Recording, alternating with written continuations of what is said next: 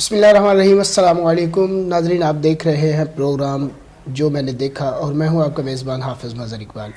ناظرین، آج کا ہمارا موضوع ہے تبدیلی سرکار اور موجودہ نظام تعلیم۔ میرے ساتھ آج کے مہمان ہیں، معروف ایجوکیشنسٹ ہیں، معروف تعلیمی اسکالر ملک عمران علی صاحب ہمارے پاس تشریف رکھتے ہیں۔ ان سے بات کریں گے اور جاننے کی کوشش کریں گے کہ جو موجودہ حکومت نے تعلیمی نصاب میں اصلاحات کی ہیں اس کے فوائد کیا ہیں، اس کے نقصانات کیا ہیں، ان سے بات کریں گے۔ السلام علیکم جی۔ وعلیکم السلام۔ اچھا عمران صاحب، آپ بتائیں کہ جو موجودہ نظام تعلیم ہے اس میں جو اصلاحات کی گئی ہیں تبدیلی سرکار کی طرف سے وہ کیا ہیں؟ سب سے پہلے وہ بتا دینا۔ تبدیلی سرکار کی طرف سے جو سب سے پہلی اصلاحات جو میرے علم کے مطابق ہے، انہوں نے وزیر تعلیم ڈاکٹر مراد احمد صاحب جو ہے نا خود پڑھے لکھے ہیں، یعنی ڈاکٹر ہیں، پی ایچ ڈی ہیں۔ اگر پچھلی گورنمنٹس وغیرہ جو ہے نا ان سے کمپیئر کیا جائے تو ہمارے پیپلز پارٹی کے دور میں وزیر تعلیم جو ہے نا ان کی اپنی ڈگری جو ہے نا وہ جعلی تھی۔ تو سب سے بڑا جو انہوں نے تبدیلی سرکار کا جو ہے انیشیٹو ہے، انہوں نے ایک پڑھے لکھے آدمی کو جو ہے نا وہ تعلیم کا وزیر جو ہے نا وہ مقرر کیا۔ ہونا تو ایسے ہی چاہیے کہ تعلیم پر جس کو منسٹر مقرر کیا جائے وہ خود اعلیٰ تعلیم یافتہ ہی ہونا چاہیے، لیکن چلیں جو سابقہ ادوار حکومت رہے ہیں ان پہ تو ہم بات نہیں کریں گے۔ فی الحال ہم بات کریں گے کہ جو انہوں نے اصلاحات کی ہیں اس میں کون کون سی اصلاحات جو ہیں وہ ہوئی ہیں، وہ بتائیں۔ ہاں جی، انہوں نے تعلیمی نظام میں نا آن لائن سسٹم متعارف کروایا ہے۔ اسکولوں میں سارے ٹیچرز جو ہے نا ان کا سارا ڈیٹا جو ہے نا وہ آن لائن ہے، بچوں کا ڈیٹا جو ہے نا وہ آن لائن ہے، یعنی جو بوگس انٹریز وغیرہ ہوتی تھی ٹیچرز کی یا اسٹوڈنٹس کی نا وہ ساری ختم کر دی گئی ہیں۔ اور اب جو بھی آپ خاص طور پر جو اساتذہ ہے نا ان کو انہوں نے نا بہت حد تک جو ہے نا اپنی اصلاحات سے نا انہوں نے فائدہ اٹھایا ہے۔ مثال کے طور پر اب اگر کوئی ٹیچر ٹرانسفر کروانا چاہتا ہے تو اس کو دفتروں کے چکر نہیں لگانا پڑیں گے، ٹھیک ہے۔ وہ اپنے ہر ٹیچر جو ہے نا اس کا اپنا پاس ورڈ اور یوزر نیم ہے، وہ اپنے یوزر نیم اور پاس ورڈ سے جب ٹرانسفر اوپن ہوتے ہیں تو وہ اپلائی کرے گا۔ اپلائی کرنے کے بعد اس کے ڈاکومنٹس کی ویریفیکیشن کے بعد اس کے موبائل پر ہی اس کے جو ٹرانسفر آرڈر جو ہے نا وہ آ جائیں گے۔ اس کی مثال میں ایسے دیتا ہوں، فرض کرے اگر ٹرانسفر کا ریٹ پچھلے زمانوں میں 1,00,000 روپے تھا تو اب ایک آدمی جو ہے نا گھر بیٹھے اپنے موبائل پر ہی اپلائی کر کے اپنے یوزر نیم پاس ورڈ سے نا تو فری اس کا ٹرانسفر ہو جائے گا اور فری اس کے پاس جو ہے نا اس کی آرڈر آ جائیں گے۔ اس طرح اگر کوئی آدمی ریٹائر ہوتا تھا تو اس کو اپنے بقایا جات وغیرہ جو ہے نا وہ لینے کے لیے کافی پریشانی ہوتی تھی اپنا ریٹائرمنٹ کے آرڈر کروانے میں۔ اب یہ آن لائن سسٹم کا جو ہے نا یہ فائدہ ہوا ہے، ابھی جو ٹیچر ریٹائر ہونے کے قریب ہوتا ہے 3-4 منتھ پہلے ہی اس کو میسج آ جاتا ہے بھی آپ کی ریٹائرمنٹ جو ہے نا فلاں ڈیٹ کو ہو رہی ہے، تو آپ اپنا آئی ڈی کارڈ، آپ نے جو سب سے پہلے آرڈر تھے وہ جو کہیں ٹرانسفر کروا کے یا جو بھی ڈاکومنٹس ہیں نا وہ آپ اپنے پورٹل پر جو ہے نا اپلوڈ کریں، یعنی اب وہ فائلیں وغیرہ جمع کروانے کی ضرورت نہیں ہوتی۔ سارے ٹیچرز کی ساری ڈگریاں جو ہے نا ان شارٹ میں کہیں کہ کلیریکل سٹاف کی موت ہو گئی ہے۔ ہاں بالکل یہ کہہ سکتے ہیں آپ، یعنی فرض ابھی یہ ٹرانسفر کی نا 24 دسمبر لاسٹ ڈیٹ گزری ہے، تو 22,000 ٹیچر جو ہے نا انہوں نے ٹرانسفر کے لیے اپلائی کیا ہے، ٹھیک ہے۔ اب 5 جنوری کو 22,000 ٹیچر جو ہے نا ان کے آرڈر ہو جائیں گے، تو اب اگر 1,00,000 کے ساتھ 22,000 کو کریں تو سمجھ لیں 22 کروڑ کی کرپشن جو ہے نا وہ ختم ہو گئی ہے، ٹھیک ہے۔ اور یہ پچھلے تقریباً 3 سالوں میں کوئی یہ 10ویں بار جو ہے نا وہ ٹرانسفر ہو رہے ہیں، تو 10 بار کے جتنے ٹیچر جو ہیں ٹرانسفر ہوئے ہیں تو وہ حساب کتاب لگا دیں کوئی 5-6 ارب کے لگ بھگ جو میرا اندازہ ہے نا وہ ٹرانسفر کے معاملے میں کرپشن جو ہے نا اس کو روک لیا گیا۔ اور اس طریقے سے وہ جو ریٹائرمنٹ کی میں بات کر رہا تھا، تو اب وہ جو ٹیچر ریٹائر ہوتا ہے نا تو اس کا باقاعدہ اس کو میسج آ جاتا ہے، وہ اپنے ڈاکومنٹس اپلوڈ کر دیتا ہے، تو اس کی ریٹائرمنٹ کی ڈیٹ سے پہلے ہی اس کو ریٹائرمنٹ کا اس کا نوٹیفیکیشن جو ہے نا اس کے اپنے موبائل پر ہی آ جاتا ہے۔ ٹھیک ہو گیا۔ جی، اب اکاؤنٹنٹ جنرل جو ہے نا ان سے ان کی بات چل رہی ہے، جیسے ہی وہ ریٹائر ہوگا اسی وقت ریٹائرمنٹ کے نا تھوڑے ہی دنوں کے بعد اس کے جتنے بھی لوازمات ہوں گے، جی پی فنڈ، گروپ انشورنس، جو بھی اس کے بقایا جات ہوں گے اس کے ٹیچر کے اکاؤنٹ میں خود بخود ہو جائیں گے ٹرانسفر۔ ہاں جی، پہلے یہ ہوتا تھا جو بندہ ریٹائر ہوتا تھا نا تو وہ ڈھونڈتا تھا بھی پہلے کوئی ایسا اچھا سا کلرک ملے جس کے ساتھ بارگیننگ کی جائے، وہ 50,000 لے گا یا 60,000 لے گا، تو میرے سارے بقایا جات جو ہے نا وہ کلیئر ہو جائیں گے. تو سالوں گزر جاتے تھے تو وہ پتہ چلتا تھا ٹیچر ملتے تھے تو کہتے تھے یار ابھی تو میرا وہ فلاں کام جو ہے نا وہ رہتا ہے, ابھی بھی پینڈنگ ہے, مجھے میرے پیسے جو ہے نا وہ ریٹائرمنٹ کے بعد بھی سال گزر جاتے تھے, ٹیچرز کو نہیں ملتے تھے. اب وہ مل جایا کریں گے ہاں جی, وہ آپ گھر بیٹھے ٹھیک ہو گیا. یہ تو ہو گیا جو فوائد ٹیچرز کو ملے ہیں, یہ ان کی بات ہوئی. اس کے علاوہ جو سلیبس میں تبدیلیاں کی گئی ہیں اور اس کے علاوہ کوئی نئے آرڈرز جو ہیں وہ کلاسز کے لیے جو ہے وہ آئے ہیں, وہ کیا آئے ہیں؟ ہاں جی, سلیبس جو ہے نا اب 5ویں کلاس تک سلیبس جو ہے نا وہ یکساں سلیبس ہو گیا. تو یکساں سلیبس سے مراد ہے چاہے کوئی بچہ گورنمنٹ میں پڑھتا ہے یا پرائیویٹ میں پڑھتا ہے, ٹھیک ہے, سب طالب علموں کے لیے جو ہے نا سلیبس ایک ہی ہوگا. پرائیویٹ اسٹوڈنٹ بھی وہی سلیبس پڑھیں گے اور گورنمنٹ کے اسٹوڈنٹ بھی وہ سلیبس پڑھیں گے. اب کچھ جو ہے نا وہ غلط فہمی لوگ جو ہے نا پھیلاتے ہیں, کہتے ہیں نہیں وہ کوئی سلیبس میں تبدیلی نہیں ہوئی.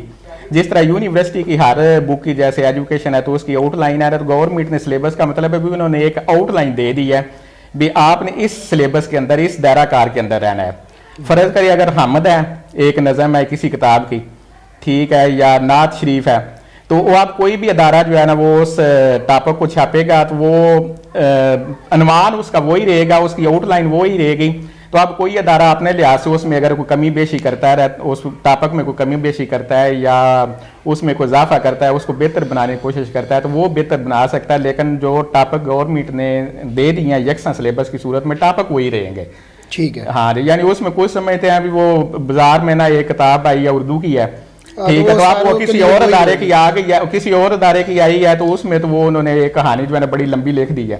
ہاں جی, لیکن کہانی کا عنوان وہی ہوگا, بے شک وہ اس کو الفاظ کی تبدیلی ہو سکتی ہے, الفاظ کا چناؤ ان کا اپنا ہو سکتا ہے, مختلف کمپنیز کا اپنا ہو سکتا ہے, لیکن آپ کے جو لب لباب ہوگا وہ وہی ہوگا, جو موضوع ہوگا وہی ہوگا جو حکومت کی طرف سے ان کو کہہ دیا. ہاں جی بالکل, یا جو عنوان دے دیا گیا اس پہ آپ بات کریں گے. اور اس بارے میں جو ہے نا گورنمنٹ اور پرائیویٹ ٹیچر جو ہے نا ان کو سنگل نیشنل کریکولم کی باقاعدہ ٹریننگ کروائی گئی ہے. ٹھیک ہے, پرائیویٹ ٹیچرز کو بھی فری کرائی گئی ہے, گورنمنٹ ٹیچر کو بھی کروائی گئی ہے. اور اگلا سال جو ہے نا اس میں 6 اور 7 اور 8 کلاس جو ہے نا وہ اس کا یکساں سلیبس جو ہے نا وہ آ رہا ہے. تو وہ ٹیچرز وغیرہ جو ہے نا جو 6ٹھی 7ویں 8ویں ان کو باقاعدہ میسج کر کے رجسٹرڈ بھی کر لیا گیا ہے ان کی ٹریننگ کے لیے. ٹھیک ہے جی. اور اس کے علاوہ جو سلیبس کے علاوہ جو احکامات جاری ہوئے ہیں کہ آپ نے درود شریف کروانا ہے اسمبلی ہالز میں, یا اس طرح کی کوئی تربیت کے حوالے سے کوئی ایسا کوئی آرڈر؟ جی جی, تربیت کے حوالے سے ایسا ہے بھی اب صبح مارننگ اسمبلی میں درود پاک جو ہے نا وہ پڑھنا لازمی ہے. پہلے مارننگ اسمبلی میں نعت اور تلاوت اور نعت کے بعد جو ہے نا ہر کلاس میں سے 3 4 یا 5 بچوں کی باری لگائی جاتی ہے. تو وہ درود شریف پڑھتے جاتے ہیں اور باقی سارے بچے ان کے پیچھے پڑھتے رہتے ہیں, ہاں دہراتے رہتے ہیں. اور اس کے علاوہ جو سب سے ایک بڑا کارنامہ ہے وہ ہے ناظرہ قرآن اور قرآن جی کا ترجمہ اور تفسیر, وہ لازمی قرار دے دی گیا, اس کو ایک کمپلسری سبجیکٹ کے طور پر, لازمی سبجیکٹ کے طور پر لیا گیا ہے. اچھا, وہ ایک سال میں کتنا پڑھانا ہوگا؟ ہاں, وہ ایک سال میں 5ویں تک تو صرف پڑھانا ہوگا ناظرہ, یعنی کچی کلاس میں نورانی قاعدہ اور جوڑ توڑ سے لے کر 5ویں کلاس تک بچوں کو پورا قرآن جی صرف پڑھنا ہے. اس کے بعد 6ٹھی جو ہے نا اس کو پہلا اور دوسرا سپارہ جو ہے نا وہ ترجمے کے ساتھ پڑھانا ہے. ٹھیک ہے, 7ویں کلاس جو ہے نا اس کو تیسرا چوتھا 5واں, اس طرح 8ویں کلاس جو ہے نا اس کو 6 سے لے کر 9 تک پارے جو ہے نا وہ ترجمے کے ساتھ پڑھانے ہیں. ٹھیک ہے, وہ 10ویں کلاس تک جاتے جاتے بچہ جو ہے نا پورا قرآن جی ترجمے کے ساتھ بھی پڑھ لے گا. اور بلکہ board of intermediate and secondary education جو ہے نا ان کی طرف سے بھی ایک نوٹیفیکیشن جاری کر دیا گیا بھی اگلے سال سے جو میٹرک کے پیپر ہوں گے, یعنی اس سال سے نہیں جو نئی کلاسیں سٹارٹ ہوں گی, ان میں میٹرک کے نمبر جو ہے نا وہ انکریز کر دیے جائیں گے, یعنی پہلے 1100 ہے نا تو ان میں اضافہ کر دیا جائے گا. اور ناظرہ قرآن کا ایک الگ سے کمپلسری جو ہے نا سبجیکٹ کے طور پر شامل کر کے میٹرک کے نمبر بھی بڑھا دیے جائیں گے, یعنی میٹرک فرض پہ اب. اچھا, یہ جو اصلاحات ہوئی ہیں آپ کیا سمجھتے ہیں ان کے جو اب آنے والی نسل ہے اس پہ کیا اثرات ہوں گے؟ جی جی بالکل مثبت اثرات ہوں گے. جیسے اب ناظرہ صبح اگر بندہ درود شریف پڑھتا ہے اسمبلی میں, پورا اسکول پڑھتا ہے, اگر پورے پنجاب لیول پر دیکھیں تو اس کی برکتیں ہی برکتیں ہیں. پورے پنجاب کے اسکول اگر صبح گورنمنٹ کے ہیں, پرائیویٹ کے ہیں, تو بچے درود پاک جو ہے نا اسمبلی میں پڑھتے ہیں تو اس پر ظاہر سی بات ہے فیض و برکات جو ہوتے ہیں وہ تو. اور اس طرح جو ناظرہ قرآن ہے اس کا بھی وہ صبح مثلا ساری کلاسوں کا پیریڈ ہے, ضروری نہیں بھی آپ نے پہلا پیریڈ ہی پڑھانا ہے, किसी क्लास में 5वां है, किसी में 4था है, बल्कि वो नादरा कुरान के लिए सबसे बड़ी बात है भी सिर्फ उसको पढ़ाने के लिए नहीं बल्कि उसकी टीचरों की ट्रेनिंग भी की जा रही है। ठीक है। हर स्कूल के जितने टीचर नादरा कुरान पढ़ाने के लिए उनको सिलेक्ट किया गया है, उनकी अब 3 दिन की ट्रेनिंग जो है ना वो जारी है। उनकी 9 बजे से लेकर 5 बजे तक 3 दिन मुसलसल ट्रेनिंग रहेगी और उनको नाजरा पढ़ाने का बाकायदा सर्टिफिकेट भी दिया जाएगा। और वो ही फिर स्कूल में जो है ना वो क्लासों को ऑलरेडी पढ़ा भी रहे हैं। और अब जब अच्छा उनको ट्रेनिंग कराने के लिए जो मास्टर ट्रेनर रखे गए हैं वो भी आलम फाजल हैं और कम अज़ कम हाफ़िज़ कुरान जो है ना वो ज़रूर है। वो जब दुरुस्त तलफ़्फ़ुज़ टीचरों का करवा देंगे तो इस तरीके से बच्चों का भी दुरुस्त तलफ़्फ़ुज़ हो जाएगा। हाँ, जब जैसे मैं एक क्लास को पढ़ाता हूँ तो जब मैंने पढ़ाना शुरू किया तो बच्चों पता चला भी वो अपने इसमें आपको लगता नहीं एक मौलवीज़म जो है ये इसका भी खात्मा होगा? क्योंकि हमारे उलमाए इकराम ने बदकिस्मती से हमें सवाब के पीछे भगा दिया है, पीछे लगा दिया है कि आपने इतने कुरान पाक पढ़ना है तो आपको एक लफ्ज़ के इतने जो है वो इतना ज़्यादा अजर मिलेगा, जबकि कुरान एक समझने वाली चीज़ है। कुरान को पढ़ना बेशक फ़ैज़ व बरक़ात से भरा हुआ है, लेकिन इसको समझने से आप दीन समझते हैं, आप में मुस्बत तब्दीलियाँ आती हैं और असल दीन जो है उसका चेहरा आपके सामने जो है वो नुमाया होता है।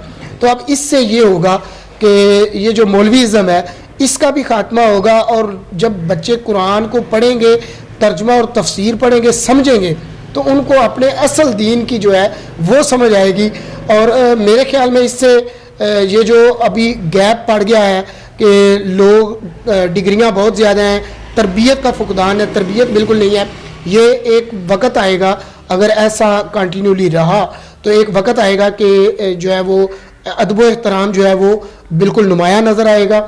आने वाली नस्ल जब कुरान को समझेगी तो उसको हमारे दीन के मामलात की समझ आएगी और उस घरों में जो फजूलियात हैं उन पर भी जो है वो काबू पाया जा सकेगा। हाँ जी बिल्कुल। ये नाजरा कुरान के बाद जब आप तर्जुमे के साथ कुरान मजीद पढ़ेंगे तो आपको कुरान मजीद की जो असल रूह है ना उसका पता चलेगा। हाँ जी।